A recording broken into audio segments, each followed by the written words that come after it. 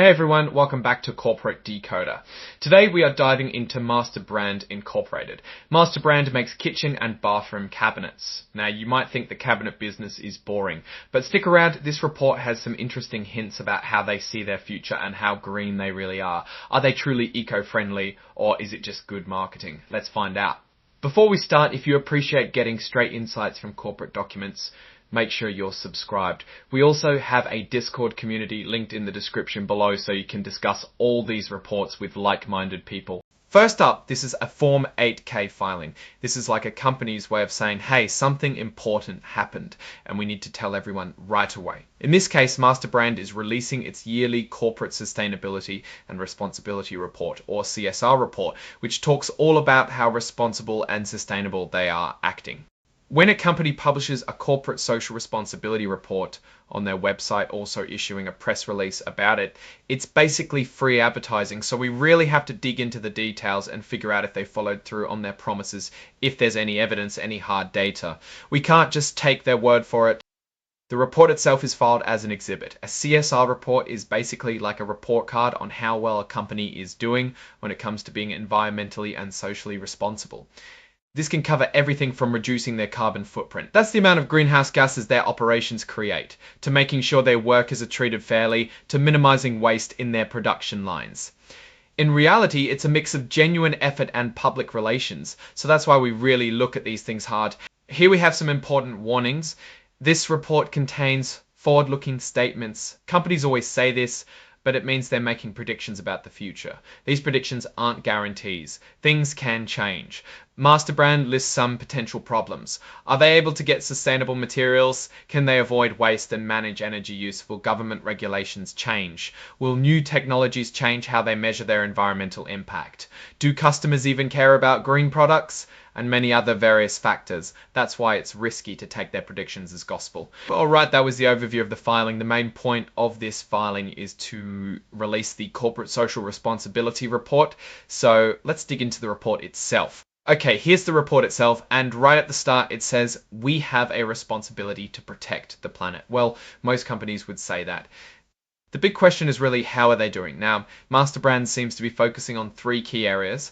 Planet, people, and performance. Planet means reducing their environmental impact. People means taking care of their employees and communities. And performance means that they're clear of barriers in these CSR reports. So let's dive into the details. One thing MasterBrand highlights is waste diversion. What that means is they're trying to reduce the amount of waste that goes to landfills. They brag about diverting 96.5% of manufacturing waste from landfills. Let's take this number with a grain of salt until we dig more into it. Another area they talk about is greenhouse gas emissions. They measure these in scopes. Scope 1 emissions are direct, coming from their own operations. Scope 2 are indirect, coming from the electricity they use. For 2024, their combined Scope 1 and 2 emissions were about 154,588 metric tons, which is definitely a lot. The company provides some numbers about energy consumption. It states that they used 447,821 MMB2 of energy in 2024. MMB2 stands for million British thermal units. Don't ask me what it means, it's just how they measure energy. They say that renewable energy was 5.5% of total energy consumption. It seems pretty low. One thing that could be interesting if we had historical data would be to compare trends year over year and see if they were going up slowly. The report also covers people initiatives. They mention things like employee resource groups, or ARGs. These are groups where employees with similar backgrounds can connect and support each other. This is something we see more and more in larger corporations. They also talk about making sure their workplaces are safe and inclusive. Now let's move on to performance. The company's committed to good governance. It says 30% of its board of directors are women and 20% are racially or ethnically diverse.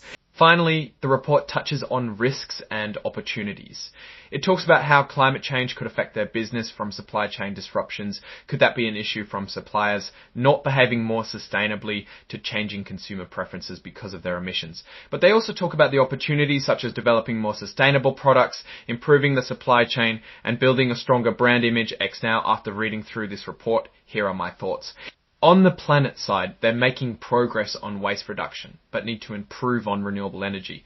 The company states 555% of their energy consumption is renewable, which isn't great, and they should probably think about increasing it a little more. They need to address why they were not able to reach their energy consumption targets, and that has to do with transparency and honesty. On the people side, they seem to be doing a decent job with employee programs and diversity on the board, but it's hard to really judge this without more data. Maybe they could share more metrics in the future. Overall, MasterBrand is taking steps towards sustainability, but there's definitely room for improvement. It remains to be seen how effectively that the company can really shift to more responsible and sustainable practices. Alright, that's our breakdown of MasterBrand's latest sustainability report.